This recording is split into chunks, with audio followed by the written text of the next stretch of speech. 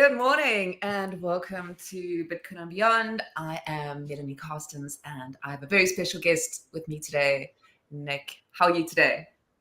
Hey, good to be here. I love your intro. It's very dramatic. I feel like we're gonna enter the metaverse or something. Yeah, you know me, a little bit of drama every now and then. But yeah, I'm so excited about it, and most of all, I'm so excited to be able to be chatting to you here today. I've wanted to kind of, well, I don't actually know if I've wanted to talk to you in public because of what we sometimes get up to, but yeah, Nick and I have been friends for a very long time, probably about 3 years now. Nick was one of the kind of, should we say, founding fathers of, you were one of the founding fathers of NFTs on Stacks. So let's jump right into it, Nick, before we kind of wander off down the garden path. NFTs on Stacks, how did you get there? This is a fun story. For those that have been in the Stacks ecosystem for a little while, there was this project that honestly had some pretty good real world traction. Ultimately, it maybe didn't quite reach the level of adoption that was planned initially, but it was called City Coins, and City Coins basically was it was basically. I think I've got some Miami coin. Some Miami coin and what was the other one? New York City. Yeah. So it was. I mean, you know what's funny? Like in the world we're in now, where there's just crazy meme coins that represent something that has absolutely nothing to do with its target. Like you have Vine coin or Robinhood coin or whatever. They literally have nothing to do with the companies behind them. I don't think. But these were sort of interesting because they started as a sort of meme coin, but there was a DAO component to it, and part of there was a pseudo mining mechanism, and through that process, a portion of the funds actually went into a wallet that was supposed to be custodied by the city itself. And so Miami was the first one, and literally the city of Miami, I'm sure a lot of people know, the mayor, I don't know if he's still the mayor, but at the time, Mayor Suarez, very pro crypto and really solidified Miami as a crypto capital. And he really signed off and signaled this is something interesting to them. And they actually, they accepted the money, and they were talking about doing, community initiatives, maybe to provide education on crypto or free Wi-Fi at cafes, so that you could, transact. And it was pretty interesting. And so again, ultimately, it didn't have much staying power, unfortunately. Maybe in today's day and age, it would actually take off again. I'm sort of I think it almost could, but that aside. I think it was, let's go down. See, I started this with, let's ask a real question before we go down the beaten path, because you might. No, I promise this is actually relevant. Yeah. I love those, and I think they were so ahead of their time. I mean, at the time they were called a big scam, and there was a lot of negativity around them. But I actually thought they were genius and what ultimately they could do. But anyway, go and have a look up City Coins. It's very interesting.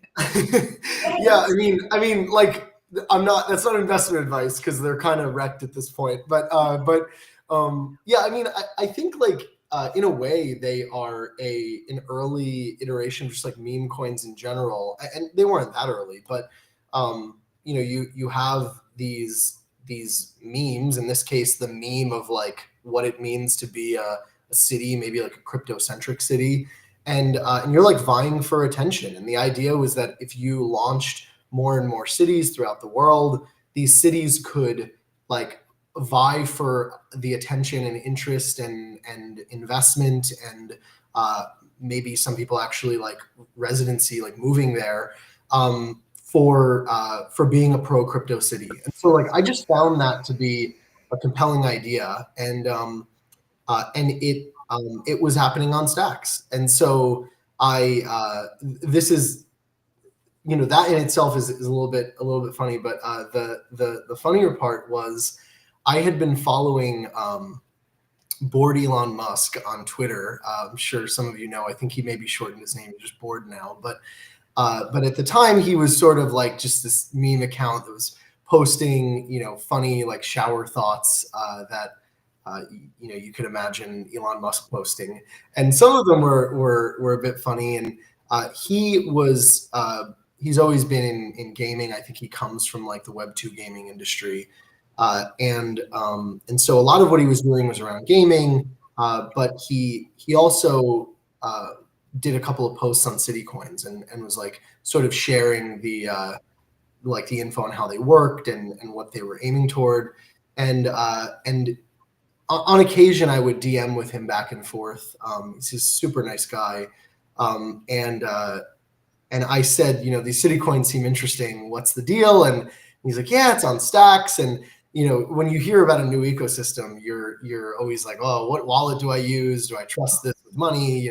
And he was like, yeah, I like this wallet, and it was what is now Leather Wallet, and that kind of like got me my footing. And then once I was in the Stacks ecosystem, as a result of that, it was a very small community. There were a handful of NFT projects, but it was mainly just like city coins, BNS, like the name system, a few other small applications. But there was, of course, Boom Wallet that was like allowing you to create one-of-ones and things. And I think a lot of that early work was great. And there was also Stacks Art, which unfortunately wound up like rugging. But other than that, like there were really just like a couple of places where you could see like even a couple of NFTs, no real like community centric ones. And so through like a weird turn of events, I met, at the time my co-founder Jamil, and we began building out what was the Gamma platform and then the Gamma team. It was actually called STX NFT at the time. Terrible name. I think Gamma's a far superior name, but yeah. So that's kind of how I got into it, and the rest is history. It's pretty crazy, like thinking back. What is it, like 3.5 years at this point? Almost coming on 4 years. That it feels like a big. I can't even imagine what life was like before this. Yeah, I know. What was life but like before? Where, how did you, who is Nick? Let's talk about Nick. Okay. We all know about NFTs here. We all know about art. We'll get there eventually. But let's talk about Nick. Nick, the last conversation Nick and I had turned into me going off and going down a sort of a numerology pathway, and me sending Nick screen grabs of numbers. I don't know if any of you have it, but any of you watching, but we were talking about when you see a number a lot, and what does that number mean? And my number is 1018. So my whole life I've seen that number, and I've kind of explored all sorts of things, like, is it a supermassive black hole 1 million miles away? Is it a coordinates? Is it a time in history? And now that I've got ChatGPT, I ask it every few days. I think of something, and then I'm like, were there any battles that happened in those coordinates in the past? Like random things. But anyway, numerology. Very random. Nick, tell us about little Nick. Cute little Nick. Yeah.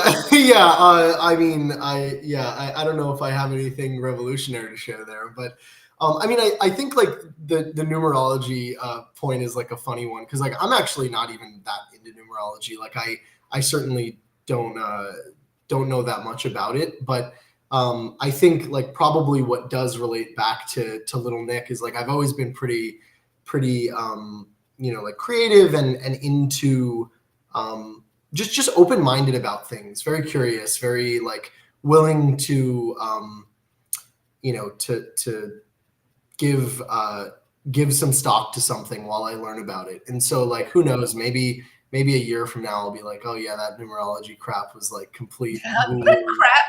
I like, yeah. Well, or maybe like it dictates the future of our reality. Like I'm like open to it is I guess my point. So yeah. Are you creative? Yeah. I mean, you work in fine art. I mean, I believe everybody's creative. So let me rephrase that, because I think we all have beautiful, divine creativity within us, that's kind of taken away because of the way the world has unfortunately, or how it unfortunately is now, but hopefully, we've got lovely things on the horizon. But yeah, what is your creative outlet? Yeah. I think it's a few different things. I mean, I sort of like music has always been a big thing for me. I actually, when I was 12 years old, me and my two of my good friends, and it wound up just being me and like my best friend to this day. We started a little DJ business. And like what's crazy about this, and like honestly looking back, it's like even more crazy to me, is like when I say DJ business, like I really mean that. Like it wasn't just a little thing. You mastered really well. Yes. Yeah, like I mean, like we DJ'd for like 2 or 3 weddings. Like I honestly, like I wouldn't have trusted me with my wedding. Like but I mean, it was really fun. I mean, we were doing it for, I don't know, maybe like 3, 4, 5 years or something like that. Probably into like early high school or something like that. But it was that was like an initial kind of like fun outlet, and so there's the music side of it, and I also like had emceed at the time for those. I mean, granted, like I was a kid, like this was not like some crazy DJ mixes or anything. It was really like playing a great curated playlist and adding in some like probably funny to listen to a 12, 13-year-old kid, like trying to get the crowd going at your party. So that was that. But at the time, I also like, we wanted a website. And so I got into web design a bit, and like, and then just like graphic design as well. So I spent a good bit of time, designing websites for friends, businesses, and like creating just like marketing assets for friends, or for I was like student council in high school, and I was like the editor of the yearbook. So like I kind of just like had fun with that like graphic design aspect of things. But yeah, like I never did it from like an art perspective. Not that I couldn't. I just like have always been more interested in like pre-GAM, I was working in digital marketing, paid media, product marketing. And I always have more fun like conveying a message or a story with what I create, rather than for like just personal art. But I could see myself like someday getting into that. Like I definitely have an eye for it. My mom and I joke, like, there's like little things we particularly like. She's an artist, a quite good one, and she went to college fine art and whatnot. But she and I will like look at like menus in like a restaurant, and like the design of the menu, and we'll be like, this is a terribly designed menu. Like, why would you put this typeface here? And why would you, structure this? And they want everything to be bold, and there's 9 different fonts. And so like we complain about different things in a joking way. And then we just end with like, well, we can't be everywhere. And so that's like the joke of that. But, I love that. I do that with rooms. I can't help walking into a room and wanting to like rearrange the furniture. And I always used to think one of the jobs I would have loved to have done is like, you know, those TV shows, like Move the Bus or whatever, where they like go in and they redo the house. I love that. I'd like to do that with everybody's house that I go into, you know. Yeah. But I always think when I look at menus, I always think of Gordon Ramsay. When one of the programs I was watching, he looked at the menu and he's like, if a menu has got pictures of the food on it, then you don't want to eat there. And I've always wondered that. Every time I see a picture on a menu, I'm like, okay, wrong place. Gordon wouldn't like it. That's actually so true. You know, it's really funny. I was trying to think, like, where have I seen pictures? I mean, apart from like chain restaurants and things, like every place up and down the beach in Miami is like, it's just like photos of everything on the menu.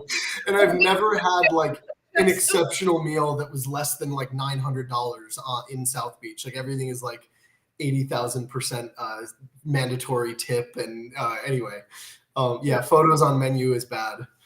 And tell me, have you traveled a lot? I've never asked you that. So I'm trying to think of things I haven't asked you. Yeah, I have traveled quite a bit. I really enjoy doing it. I've traveled a lot through the US, and I've traveled a fair bit outside the US, but like that's kind of been just like I don't have enough hours in the day to travel as much outside the US as I want to. But yeah, I went to like a few different countries, like South America, like actually Santiago, Chile was like amazing. I went as part of like a business school thing. Amsterdam, London, Paris, like yeah, Amsterdam is so great. Thankfully, like crypto takes me around. Like being a founder, I'm so grateful. Like we host a lot of events and we showcase our artists in a lot of places. So that like affords me the ability to go to a lot of these cities and see them and you know meet up with people that are local to those cities, and it's been such a special thing. So probably like the last 3 or 4 years, like while I'm not picking the destinations, and so like I've been to Miami 8 times or whatever, but you know I've also been to a lot of other places that I like. Amsterdam I've been to twice, and that was on my list, but I don't know that I would have made it to Amsterdam until another 10 years from now. Yeah. And I think because of the, I mean, you are involved in art, and I think more and more we're going to see kind of this evolution of fine art, where it's, right now we're kind of not even on the fence yet. We're still on this side of the fence. It's still kind of teaching people the value of digital art and what that means, and sort of this cultural message or this cultural time that we're living in.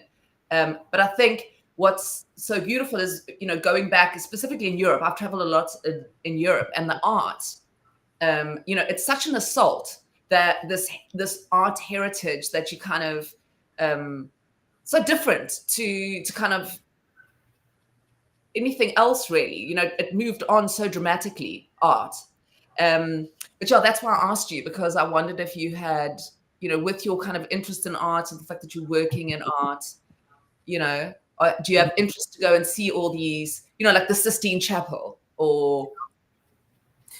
Yeah, no, I mean, 100%. I think it's like apropos you bring up the buildings themselves, because that's one of the things that I really enjoy. I really enjoy architecture and the design of all things. Like one of my favorite podcasts is called 99% Invisible. They call it a design podcast, but it's really like very in the abstract meta way, like the design of anything. And the design of cities is a big focus for them. And the design of architecture is a big one as well. But yeah, I mean, the way things look in one city to another influences so much of the culture. Like, you talk about like Paris, so iconic, so different from London, so different from Amsterdam, so different from, I mentioned Santiago, but actually even like Valparaiso, which is the port city in Chile, near Santiago. Like if you don't know what it looks like, you have to look up what the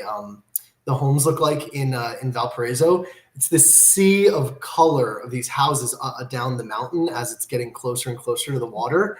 And it's such like a beautiful influence. And as a result, it's like a very colorful, lively culture. And there's graffiti everywhere, but like beautiful graffiti. Then you go somewhere like Cincinnati. That was really an unexpectedly amazing city. No offense to Cincinnati, but I even joke to people that live there. Me and a friend in the space, Jess Greenwald. I think you know her, but you maybe met up with her, right? Yeah, that was amazing. Crypto person. That was great. A lot. But yeah, so she and I went to Cincinnati, and in Cincinnati, like we were blown away with the murals that they have there. I mean, absolutely gorgeous, and it's so affordable, and it's so like it's just there's a lot of great things about it. I think it's like a slept on city actually, but we would joke to the people that live there. They'd be like, "Oh, what do you think of Cincinnati?" And we'd say, honestly, we're blown away, and I hope you're not offended by saying that because our expectations were quite low. But like Cincinnati, go visit. You know what I mean? It's not a city you even really hear about. You know, amazing. I suppose if you think about it, you know, if we look at art and we kind of, it spans so many. I'm busy watching a thing with my son now on TV. It's the School of Chocolate. This guy's actually got a YouTube channel up, which I don't even know about, but he makes these incredible artworks out of chocolate. You know, they defy what chocolate should do. But if you think about it, you were just talking about cities and structures, buildings. There's two things. One is that forms so much of art because of, if you think of photography and you think of photographs of places that you've seen, how we get to know the world, really. And that is art. So the construction and building of cities. And I think on that topic, going into the future, I think what's going to be interesting into the digital future is we have to build the metaverse. What does that architecture look like? How soon do you think that is upon us? The metaverse, or just like building of a new ecosystem? Not kind of the metaverse as in like, this kind of weird association it has now. But, because now it just seems like a weird thing, like you think of the Sandbox and what's the other place, Centraland or whatever. But, I mean, if we look at the two of us sitting here chatting now, if we think about through the ages how that worked, how conversation started, it was, first of all, you couldn't. Then it was writing a letter, then it was all the iterations up till now. We're sitting on a computer screen. We're able to see each other.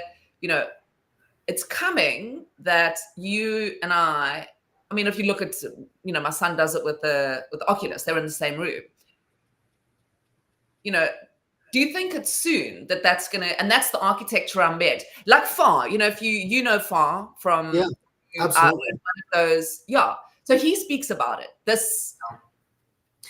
I mean, this is an interesting one. It's really funny that we just somehow got to Cincinnati and Jess Greenwald, actually, because it's weird. We always have these serendipitous moments, but I actually like vividly remember having a conversation with her the night we had an Airbnb together, and the one night after one of the events, we were just sitting in the living room like schizo talking about lots of different creative things, and this topic came up of like the metaverse and whatnot. Really? And that is so weird. Like, we always have these weird it's true ways into things that I don't even know the last time I talked about Cincinnati either. So but anyway, what a weird thing that I even got onto that topic with you.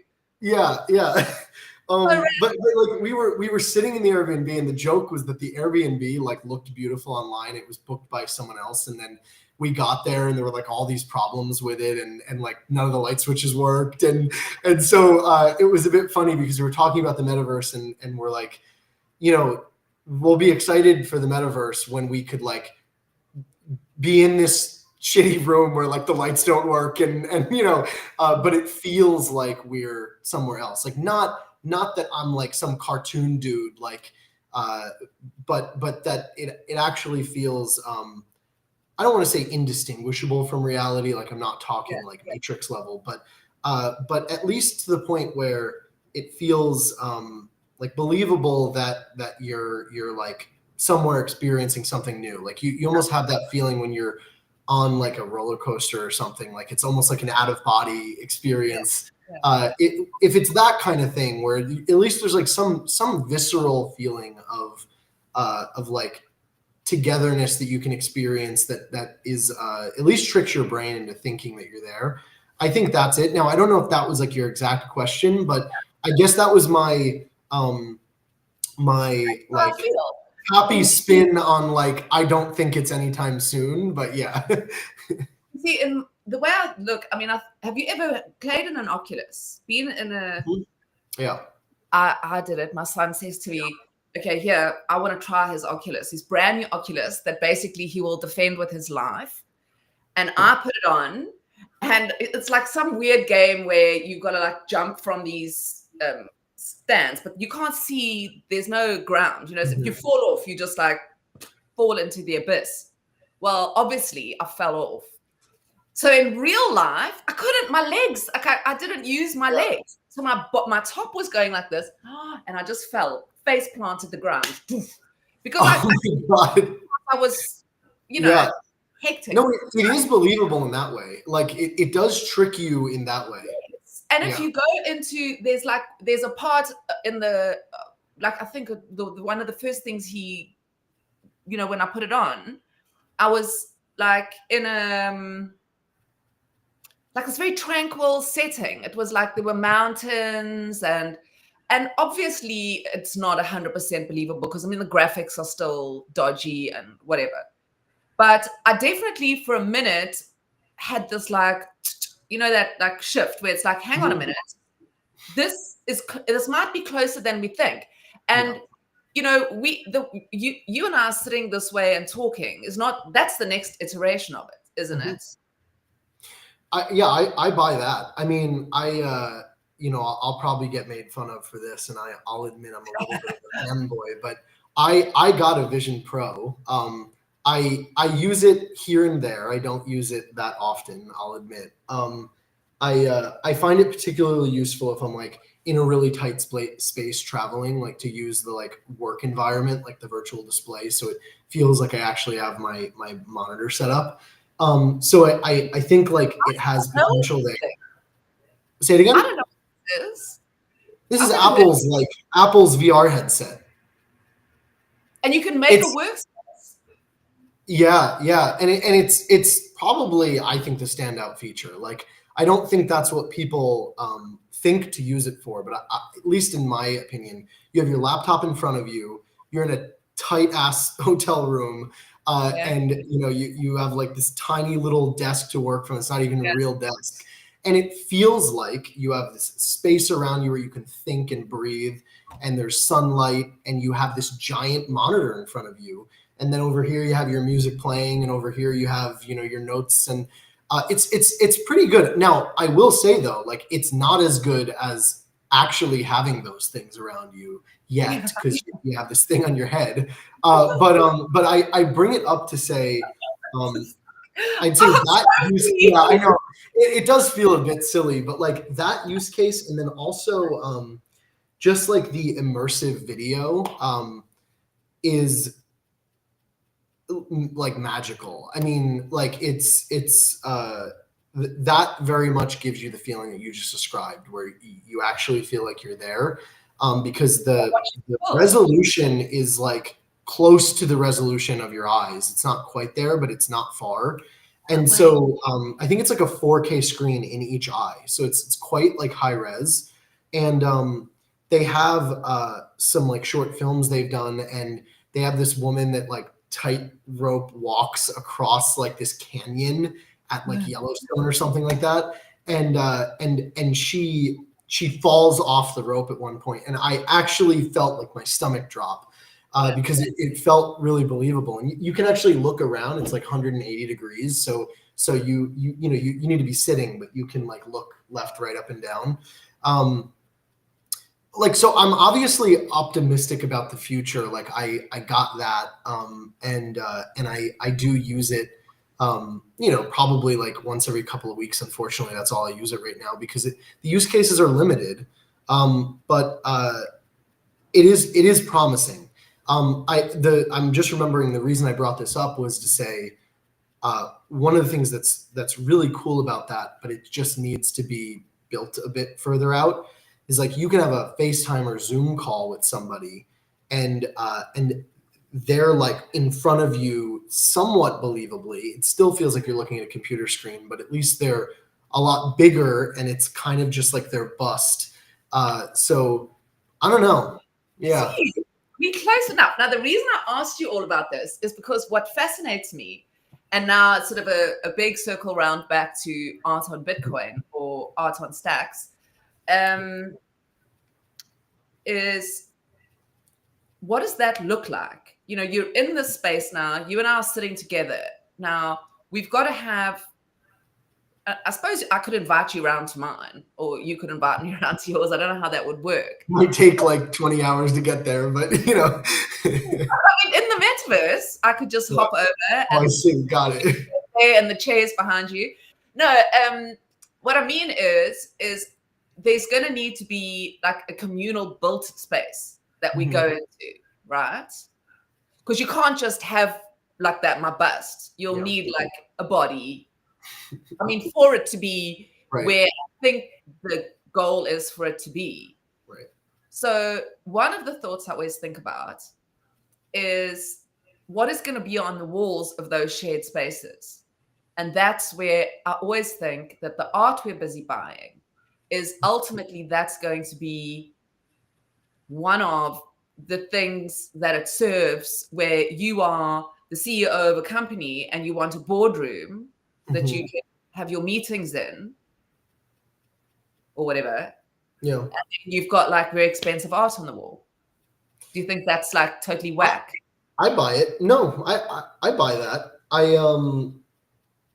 I think I'm very seldom cynical, so I don't mean to frame this in a cynical way, but like I think we're a ways away to getting to that point. But yeah, I do think like it's not I don't think that's some wacky hypothesis. Like one of the things that I love doing now is taking the both physical and physical digital combination art that I buy and just, you know, enjoy it. I mean, that's one of the main reasons you buy these things. Of course, you may buy it for an investment, but a huge reason I hope for a lot of people is that they really vibe with it. And so, you know, to be able to just like sit with something that you know, you've spent your money on, you obviously like it enough to have done that. Yeah.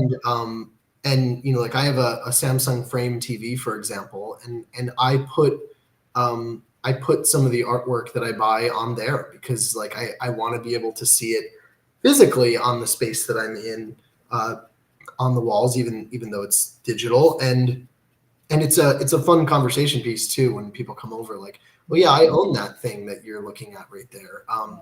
But yeah, like I think it's totally logically consistent that as virtual spaces become more prolific, you have you're going to want to deck out and outfit those spaces too.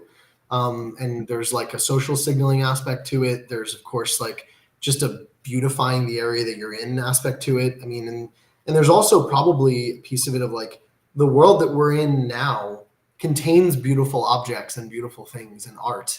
And so in order to mimic reality, it's probably needs it. You know, because that's what I often say. I'm glad you kind of validated my thoughts a little bit, because when I try and explain to people what I do, I really, you know, and I mean, you'll obviously know what I mean, because it's, you know, you faced with that every day of your life. You first say Bitcoin, and that's when you like start losing them, you know, first of all. And then you say art, and it's just like, you know, what do you even mean? What is that? You know? And then I met a woman that I'm busy talking to, the Johannesburg. So there's heritage art. There's a building in Johannesburg City, and it's it contains millions and millions and millions of rands worth of art that has been collected, over the years by the country or by Johannesburg, whatever it is. But it's been left to go to rack and ruin. So these extraordinary, valuable pieces of art are now all sort of partially damaged, and they're going through this whole restoration process. And I was sitting with the woman who is heading up that, we were having lunch recently. And so I started, obviously, the minute I haven't even said hello to somebody, and I'm already like trying to charge off down the Bitcoin lane. And I was trying to explain it to her. And I said to her, that, they are now going through a process of putting all these things on record properly. And I said to her, look, logically, you are asking me for this. I don't even have to tell you about art and Bitcoin. You're saying you want to put these on record. I said to her, what are you going to do? Are you scanning them in and putting them on a cloud? That with what we do, that sounds exactly, you laughed, because it sounds so crazy. And yet, so anyway, I was explaining this to her, and the lights kind of just went on. She was like, I can do this, and it's safe forever. And I said, so this is an example I use when people struggle to comprehend the idea of art on Bitcoin. Yeah. It's like these valuable treasures are just about to go to rack and ruin. Think of the art that we would have access to over the years, Mm-hmm. Yeah, I mean, this is like one of the key value propositions of, especially of ordinals, because that data is actually being stored on chain on. I say this statement and it makes me sound just like a Bitcoin maxi, but I would like ask people to assume that I'm not a Bitcoin maxi and like sort of reevaluate the statement. And it's just probably objectively true. Bitcoin is humanity's most permanent, most widely distributed method of storing data of any kind. Like, I do not think there is a more robust system for storing data. Even like massive companies like Amazon, Google, Apple, whoever, they have far less redundancy, both geographically and like in terms of different people controlling the data, than it by like orders of magnitude. Like it's not even close. And so, I think you could imagine a world in 100 years where a lot of the things that we use today, and in even a lot of the creations of these big companies, for example, aren't here anymore because they just, maybe they don't matter anymore, or maybe they were lost or the maintenance wasn't up or whatever. But given the sheer like distribution and the sheer number of people that care about the Bitcoin data, you can totally buy that, there'll be a couple dozen copies of Bitcoin left somewhere. And so, maybe there'll even be a copy of Bitcoin on the moon or something like that. So if we get hit by an asteroid, you'll still have all the art that we've inscribed on Bitcoin. So I don't know. I think there's something really beautiful about that. And I like using the friend of mine in the space, Erin, and she's also the head of inscribing Atlantis and the Ordinals nonprofit, the Open Ordinals Institute. Yeah, she's amazing. Yeah, and Hell Money podcast, and she has like 19 things going on, which I love. But they call their one of their like events company, they call it Inscribing Atlantis, and the sort of long version of that sentence is like, maybe if Atlantis had been inscribed, it wouldn't have been lost. And so, there's something beautiful about that. Yeah. Imagine the photographs. We would know what these people looked like. We wouldn't have to imagine what they looked like. We would know, we would know what people looked like. We would be able to walk through. There's a book called Cloud Cuckoo Land. I'm sure I've told you about it. It's probably, I don't know, one of my top 10 books. But it's 3 stories that run in conjunction with each other, or weave together over, millions of years, or hundreds and thousands of years apart. And in the future, there's a girl, and she's on a spaceship traveling from Earth to another planet. And they have taken all of humanity's knowledge and they have put it on this spaceship, and they have like a Siri, like a global AI, and it's the all-knowing. And they go to school in this book. When they turn 13, they go to the library, and it fascinates me, this thought. They go into this like dome thing, and they write on a piece of paper or something what they want, and they put it in. So say, for example, you want to go to Atlantis. It takes you there. So you study by walking through the cities, and so they've mapped that. Obviously doesn't exist. That that their past is you can walk through. So almost like I would imagine a Google Maps in many Ds, what is the most Ds? Not 3D, 4D. 4 or 5. Yeah. All the double Ds you can get, and you can imagine. And that's kind of, I look at that and I just think there's too much of it peppered everywhere for it not to be true. And for one day, Google Maps to kind of, anyway, I had this, I love this feeling where I think about it. It's almost like stepping into your dreams. You know that like lovely feeling you have where you wake up in the morning in your tummy and you've had this amazing dream? That's how I think about it. Like imagine just being in a magical made up anyway. No, it's beautiful. Have you ever lucid dreamt? I mean, that's a whole nother tangent, but I think I have maybe like twice or 3 times. And is that where you can control your dreams? Yeah, you're like aware that you're dreaming, and so you're like, "Ooh, let me like fly or something." There's actually, yeah. I mean, why not? Like, not like this though. I don't have wings. No. You just like jetpack it or whatever. Yeah. Jetpacking without a jetpack, exactly. Yeah. Do you fly in your dreams? Yeah, 100%. I mean, the couple of times I lucid dreamt, there was like a phase where I was like really interested in trying to lucid dream.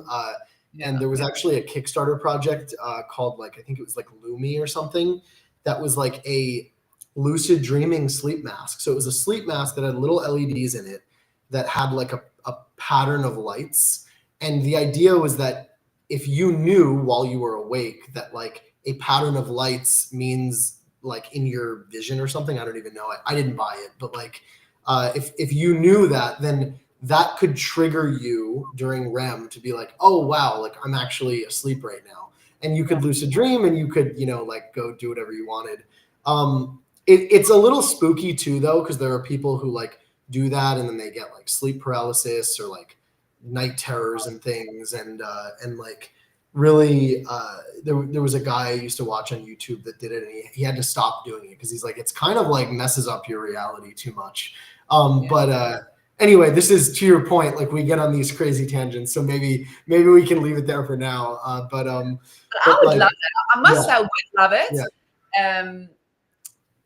I really, I love the kind of spirit realm and the dream. I like the idea of it because it's so, maybe that's why I like the idea of the metaverse so much. I hate calling it the metaverse because that's just been ruined, but this kind of alternate or I don't know, whatever it is, that it needs a new name. But I'm putting it out there. Anybody? But I love the idea of it. They said fielding for names for the metaverse. Fielding for names for the metaverse. Yeah, exactly. So I'm super into that. Oh, my sound just went funny. No. So we haven't got much time yet left. Only probably about 10 minutes or so. And I want to talk to you about art, gamma, and sort of the future of or the near future. We've been talking about the we're going back in now. We're reeling it back in. So let's talk about Gamma today. And, obviously it started you and Jamil, and it's now just you. It's, heading up this incredible marketplace that has come so far. You're about to move into the next iteration of Gamma. So yeah, let's talk a little bit about that and the near future. Yeah, so I guess like I'll kind of do the like 30-second like coming from that moment where you asked me earlier, like how did things kind of begin? Yeah, so you mentioned Jamil, great friend of mine still. We had been working on this and really with the focus on like the community and art side of things, because at the time we felt like that was sort of lacking, and so it was really trying to figure out like, how do you represent your identity with the things that you collect, and how do you meet other people like you and other creators that you like. So we always kind of had this like creator first approach, but we weren't necessarily like as focused, at least on Bitcoin L1, like we are on like the fine art side of things. It was certainly like under the umbrella, but yeah, we were kind of like really building out that platform. We got some really great traction, and super grateful to have like an incredibly loyal user base that loves us as much as we love them. And when Ordinals came around, we then started building out our offerings on Ordinals. But it also became clear that the same exact type, so like just like the typical 10K PFP, I think in like the early days of Ordinals, and I argue we're kind of still at maybe the end of the early days of Ordinals, this is practical. But I firmly believe that as we move into the next 12, 24 months, even years beyond that, it's going to start to become untenable to inscribe like thousands and thousands of things, and you're only going to be inscribing really specialty high value items. And so we of course still support that on L1 Bitcoin directly, but we felt that a fine art focus and a high value collectible focus on L1 made a little bit more sense. And so we built out those offerings and really targeted L1 towards that, while leaving L2 more like broad community focused. And we've been able to land some amazing partnerships, and we've supported the launches of so many brands that I love and like personally have a lot of respect for. So, Bitcoin Magazine was one of the first big ones in the early days of Ordinals. We then supported this series of puzzles that Yuga Labs put together for their collection. And then from that point on, we then started supporting like other platforms. So we helped Super Rare and Rarible and Phantom Wallet and others like launch their Bitcoin works, because they know that we've been here and we sort of we can handle the tech smoothly.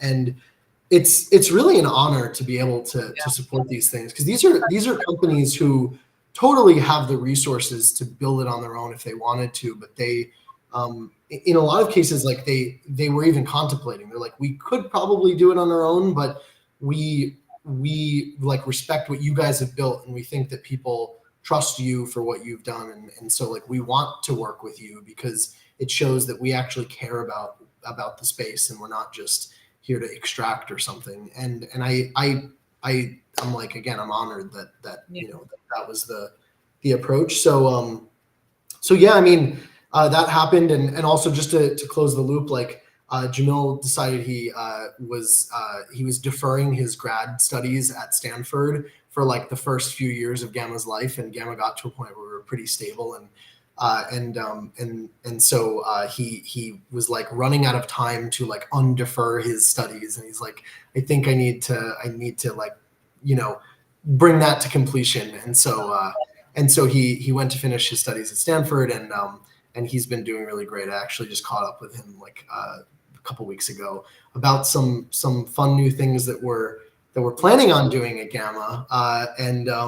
You never stop. It's so annoying. Every time I speak to you tell me a little tidbit, and then it's like, but yeah, it's I mean, I think what's fun is that we have a really long-term view on the world and on the ecosystem, and we have a pretty low time preference. So maybe it's like the Bitcoiners in us, I guess, but there's like just things that we're quietly doing behind the scenes. Stacks is a great example. Like for a while, a lot of the people who had been using our Stacks app, I feel for them. It was kind of decaying over time because there was like not much new work we were putting into it, and it may have felt like we just like didn't care about it anymore or something. But all the while, like for literally like a year, we were rebuilding our entire experience that is now live on beta.gamma.io. That merges together both L1 Bitcoin and L2 Bitcoin on Stacks, and in a way better, faster experience. I've seen it, and I just want to hold it. I love it. I love it. I am so excited about it. Yeah, I've only really somebody else who's also seen it, and we were just like, wah! Yeah, I'm really happy to hear that. We put a lot of time into creating something that felt both familiar but also fresh, and not just like a clone of all the other ones. Like I'll take one example. I think probably OpenSea can be credited with creating what wound up being like the default template for a lot of marketplaces. Maybe it was someone else, but I mean, neither here nor there. You have your collection page, which is just like a grid of cards, and then you have your item pages, which are kind of like an e-commerce product page. So you have your image on the left or the right, and then you have a title and the price and like a buy button, and then you scroll down and you see like some more details about it. But as we were thinking about just like going back to first principles and saying like what is really the best experience, we were thinking, we're like, an e-commerce website is not really like what you want to be looking at when you're thinking about buying something beautiful and high value. Like you probably want to be looking at more of like a museum or an art gallery. And so that's what we did with the item page. We actually removed all of the distractions. We put the art front and center and gave it a beautiful like glow. And we put a little placard in the bottom right corner, like you would see in an art gallery or museum, with the title of the work and the artist, and really like just trying to allow you to like enjoy the art. Now, of course, it's still like an e-commerce website sort of at the end of the day. And so it's not like we wanted to like throw those away and have like a trader like not be able to buy or sell something. So we introduced like a little bottom bar. So it's out of the way. It's always there. You know where to look, and you can see the price. You can click buy, sell, whatever you want to do with it. But it's not distracting you. Like it's in some ways more prominent because it's always there no matter where you are on the page. But it's also not like in your face. So I'm not trying to say that this was some like revolutionary idea or anything like that, but you guys always have something though when you do your redesigns or your new experiences that I feel is kind of setting the bar in art, digital art. There is always something that I've not seen before, or that's put together in a way that I might not have experienced before. I definitely think there are a lot of, when you guys do take a step forward, it's not like an iffy step. It's a step, so thank you. Yeah, I mean, we certainly try to, and it can take some time. Like I said, it was probably like a year rebuilding a lot of what is now beta.gamma.io, and hopefully we'll be out of beta pretty soon. Sorry, but No, don't worry. I like the applause. Thank you. But loved it. He's keen. Yeah. He wants to see it. He's a big fan. Yeah, I'm even more excited. I'm probably the most excited I've ever been. And that's not like a hype thing. That is my honest opinion of what we have coming next, and it's quite different from anything we've done before. It's of course like based in what we're doing today, but it's quite different, and also like you don't have to show too much of a poker face here. Like we don't have to say what it is, but Melanie is one of the probably like 2 or 3 people outside of Gamma who I've shared this with, and I really believe that it solves a huge problem in the space, in the digital art space, NFT space in general. Like there are some real pitfalls that are leading to long-term value erosion and just low liquidity and people not being able to launch their work successfully, and this new offering, I think will solve that. Will solve that problem. Yeah, I think, okay, well, at least now it's out of the bag. I don't have to pretend that I don't know what you're talking about. I'm such a bad pretender. I think that's why you had to put it out, because it would have just gone all pear-shaped. Yeah, I think, this is definitely, this is a giant leap. This is something that hasn't been seen before. So yeah, it feels really special and different. Like sure, the idea, but more just like knowing that there is something that is truly novel. Like when we built Gamma, we were building like the open sea of Bitcoin or something, and then like maybe we've added our own touch and like made it a bit us, a bit Gamma, but it wasn't something that was like truly novel. And this is truly novel. It literally 0 other people are focused on this at all. And it's one of those things where like when you land on something like that and you sort of like think back on it, you're like, wow, it's almost crazy that no one has like focused on this, because I'm not trying to give I'm not trying to give us credit. Like anyone could have landed on this, and maybe not as many people, but some percentage of people could execute on it.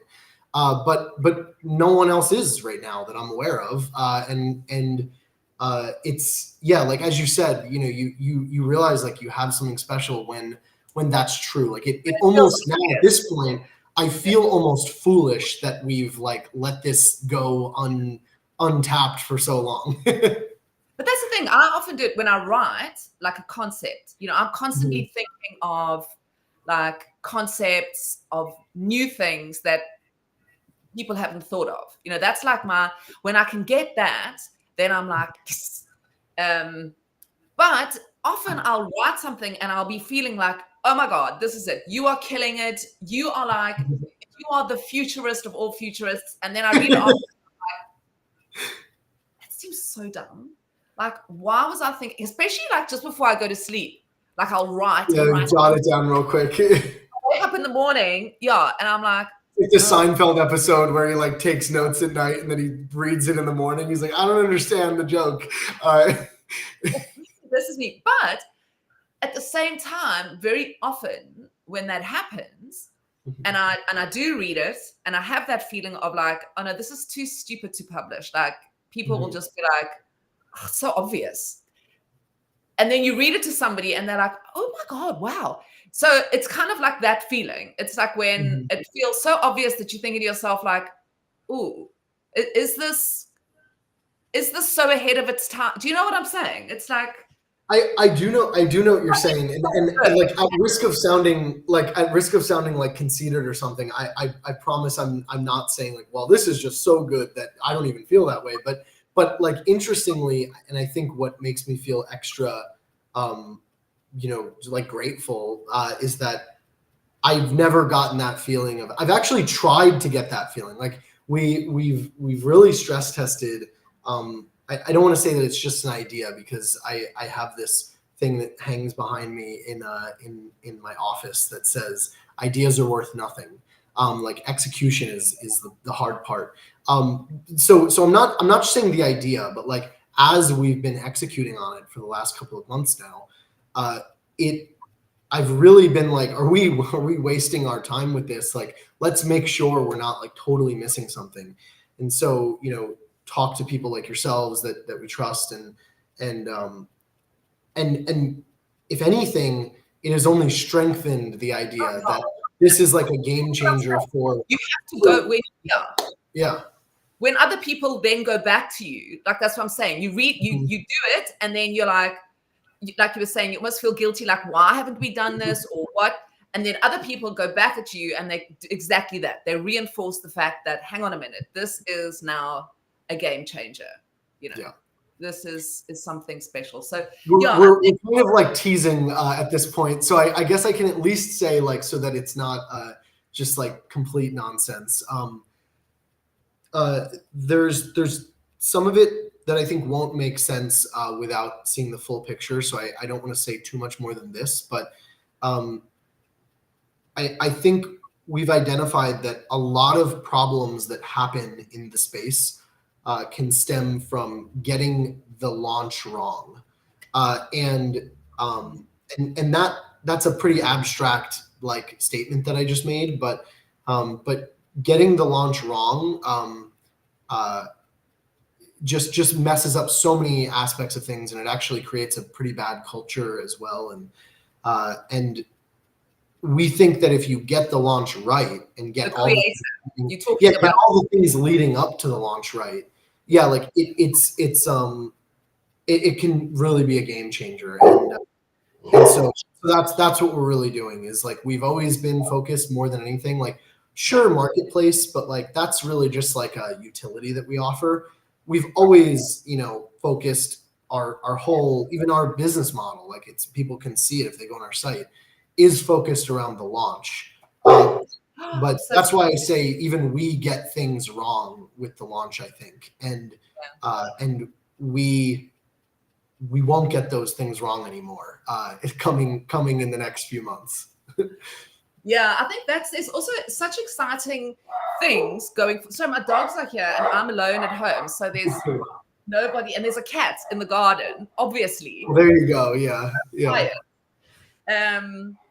So I think, there's also, talking about getting the launch wrong. There's also a lot for us to learn going forward when it comes for creators. I mean, if you think about the amount, and again, why this is so exciting, because we've done it the same, decade after decade after decade. The art changed, but the way it rolled out, whereas now you've got this, the artists being, how do they market themselves if you take the middleman away, and the job then, moves to a place like yourselves where you've got to go, okay, we're taking on actually quite a bigger responsibility, because we are the sort of, we're not the middleman, but we are making we're making the art accessible. I at least hope that we're like stewards of it. That's that job at hand here, really, for marketplaces, and the ones that haven't been doing it are going to fall like flies. It's a case of saying, well, because it's not a middleman. A lot of people also, they go, well, what do you do if you're taking away the middleman and now you've got the person selling it and you've got the person buying it? You still need facilitators. You still need, how do you get it from there to there? And how do you put in hand for the artists the tools that they need as well, beyond just creating the smart contracts and helping them with the wallets, and, there's that marketing issue. And I'm curious as well. One of the things I'm currently curious about is AI and marketplaces to aid the artists in marketing their work. Yeah, this is interesting. I can take I don't know if this is contrarian or if this is the consensus opinion, but like I do think AI can probably play a role, but as you know from having discussed this with me, like actually a core part of what we're building is almost to combat the proliferation of AI's negative impacts on things. To be clear, I'm speaking nothing to the art itself. Like if somebody wants to use, AI as a tool in their creative process, that's, more power to you. But speaking specifically to the tools that we offer, AI can probably help rank things and probably help have some influence over marketing and that. But I actually think like the humans are the key piece that are going to be in scarce, like they're the scarce resource. There's only so many humans, and the humans are the ones with the money, and the humans are the one with taste, and the humans are the ones that are actually collecting the thing at the end of the day. And so I think actually AI is adding a lot of noise to this process, and only humans can determine what is long-term value collectible. And so that's why I say like getting the launch right is so important, because in a world where you have AI proliferating to the degree that it is, you're gonna have more and more and more and more stuff. Some of it might be beautiful, some of it might not be beautiful, but even if it's beautiful, that doesn't really necessarily mean you'd pay for it or that it's collectible or that there's anything special to it. So you really need a way to identify that that does have long-term value, that is interesting. And so anyway, I should probably not say more because I don't want to spoil just a piece of the picture without saying the whole thing. But it's a long conversation. Yeah. Well, I think we might have to do Nick and Mel do AI. Because we've been talking about the metaverse and now we're on AI. Yeah. Like, let's just go back to where we are today. Yeah. All right. Well, I think we are. What is the time now? Oh, are we over? You see, I've got to watch it with you and me. We might be 2 hours and we're still going on. I mean, I definitely want you to come back. I'd love to. I always love talking to you. And I think it's always so interesting, and you always inspire me to think further and to kind of tap into like I said, the last time I left you, I went on a numerology rabbit hole of epic proportions. And I was sending Nick screen grab after screen grab. After I was doing it, I was thinking to myself, oh my God, I've just done such a freaking screen grab dump on Nick. He must be going. No, I love it. I love it. It's great. Anyway. Well, I mean, I'm first off, thank you for having me. And I'm despite all of the talk, like it's nice. Like we definitely have to meet up IRL at some point. There's like NFT Paris is happening right now. I'm not there, but like there's like IRL exhibitions happening. There's people like meeting up in person, and I know we've talked a lot about the metaverse and virtual stuff, but there's no replacement for that like tangible experience you have together. And so maybe we could do like a live one someday. And this is coming to mind because I'm looking to my left and I see like the Gamma Prince book that we made here, which is so like I just absolutely love like so being able to flip through this. And then actually. And now you've got. We actually have the deck of cards and so you can like show us a few. So are those still available for people? These so we've never like sold the cards, but we've how stunning that is. Oh yeah. Now those are all individual. Just in case people don't know, each of those cards is an original Bitcoin print. Recognize this one? Yes, that's my husband's. Woohoo! I love it. Actually, a lot of tweets. That one. Yeah, it's a beautiful card, but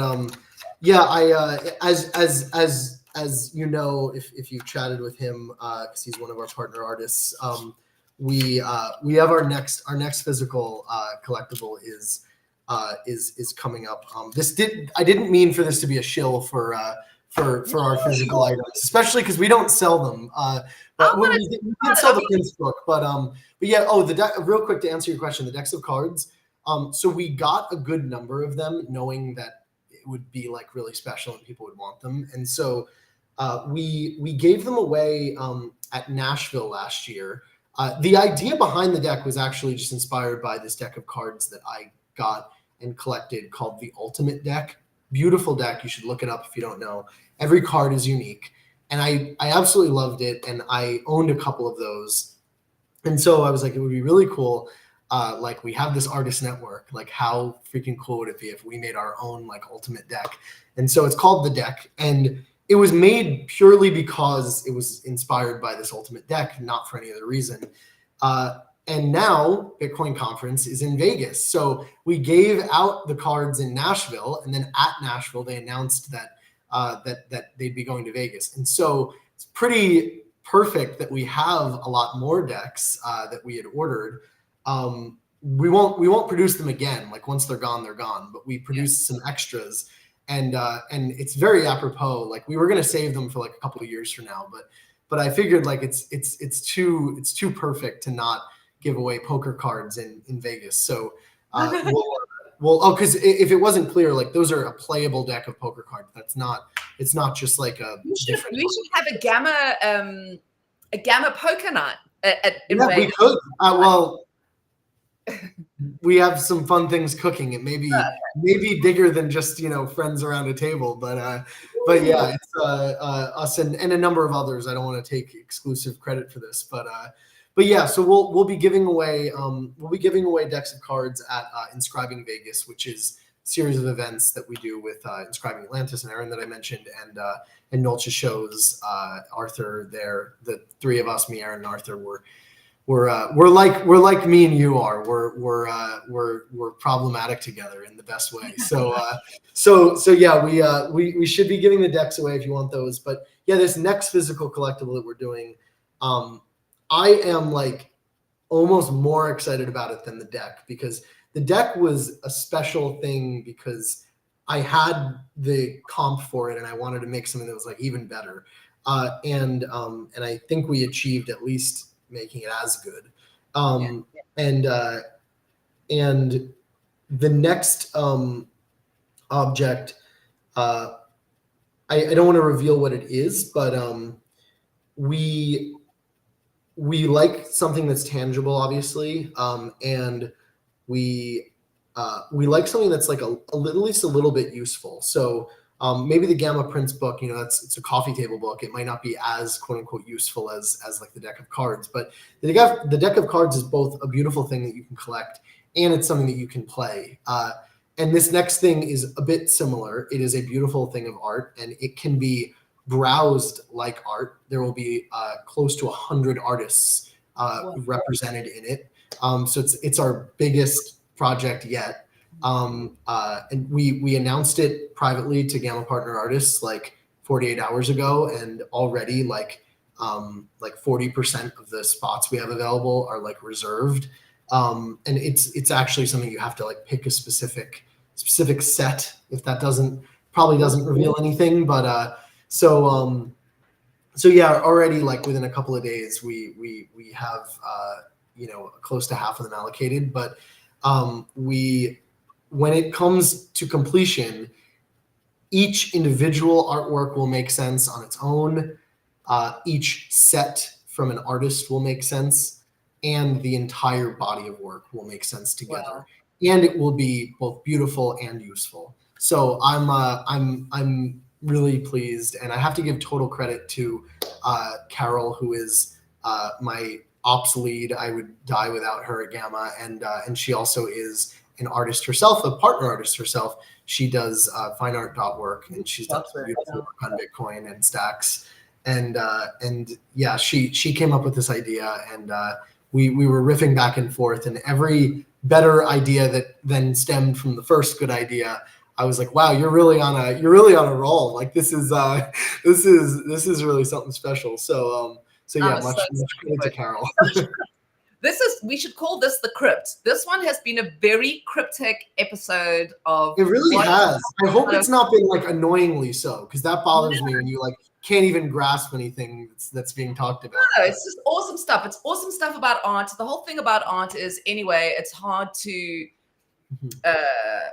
The beautiful thing about art is not what you hear about it, but how it makes you feel when you see it anyway. So the whole topic of art is, in a way, cryptic, you know? Yeah. So on that note, head over to gamma.io. Or beta.gamma.io. Yeah. Yes, head over to beta.gamma.io. Do that rather. And we should have had we normally have a QR code in the corner. Oh yeah, I was asked. Your team did ask me, but I said I wasn't sure if I had one. That would have been a good idea, but yeah, it's all good because we I will say it's missing a homepage and an explore page, which are like the standout features of the new app. They're coming very soon, but for now you can explore your profiles. You can see all of your Stacks NFTs and Ordinals in one profile. If you're a creator, you can see all the work you've done across both blockchains. You can also browse like some statistics you've probably never seen before, even if you've been around for a while. So there's like top charts across so many different metrics. You can see top collectors, top creators, top traders, top sales, top collections, top drops that are minting, anything like that. And then from that charts page, you can delve into the new collection pages, the new item pages that we talked about. And very soon the new homepage and explore page, which we're like putting the finishing touches on like how that's gonna work. Like we've had it figured out for a while, but we had some last minute ideas of how to improve it even further. And I truly believe it will be like the best discovery mechanism in Web3 for art. So it of course requires us to curate it well, but I think it'll work. Do you think you've come full circle with what Stacks NFT through sort of Gamma, through this sort of central part of Ordinals, where it was, as much as you were continuing to build and think about Stacks NFTs, they were still very much part of your narrative, but just the market was very focused on something new, and it feels almost like it's coming now full circle, and they're all going to be displayed in their rightful place in their glory, because art is art. To me, yes, it is immutable, on Bitcoin, and but I work in fine art, as you know, in real life, and there's as much beauty and as much value where people buy prints of an oil on canvas, and they hang it with such pride and joy in their home. And for me, if you look, when people ask me what is the difference between ordinals and NFTs, and surely if we've got ordinals, why do we need NFTs? And to me, the way I imagine it is that Bitcoin ordinals, and going back to what you were saying earlier about how it's going to get pricier and pricier, your ordinal is your oil on canvas. It's your, and as much as you do have prints of that oil on canvas, it's a different kind of print. It's an addition. It's a different kind of print as you would have where an artist has his oil on canvas and then he has 25 paper prints or whatever it is of that. And to me, that's where Stacks comes in, and Stacks art comes in, because you can, and I wrote an article about it today, actually, which I just published earlier, where trying to sort of think of how do we position Stacks sort of going forward. And it's this idea of a luxury layer. It's a luxury layer on Bitcoin. Because there's lots of layers. We're going to see more and more layer twos come along, and I feel like it's the OG. There's something very sexy about that. And yes, so sorry, I'm sort of I'm going on a tangent in my own head now. But very much to me, seeing them all come together is like seeing that there's as much pride in owning a print of an artist's work, and I see so much joy in people when they hang those on the wall. Often when we think of art, we think like, there's only value in the original oil, and specifically for people who actually don't work in art, I think, and who don't see those people on a day-to-day basis buying and enjoying and loving the prints, you know. So that's why I'm particularly excited about this new experience, about seeing Stacks NFTs and ordinals and an artist's body of work being accessible and showcased to people, you know. So very excited about it. Yeah, I of course I couldn't be more excited too. And I think you're right. I think it does feel, I hadn't thought about it through that lens, but it does feel a bit full circle. I mean, the way I view it is there's just going to be different use cases and different types of collections that will wind up succeeding on Bitcoin 01 versus Stacks. And I think like, unfortunately, fortunately, I guess, depending on the way you're looking at it, like the fee aspect on Bitcoin L1 is going to be the arbiter of like whether something can make it onto Bitcoin.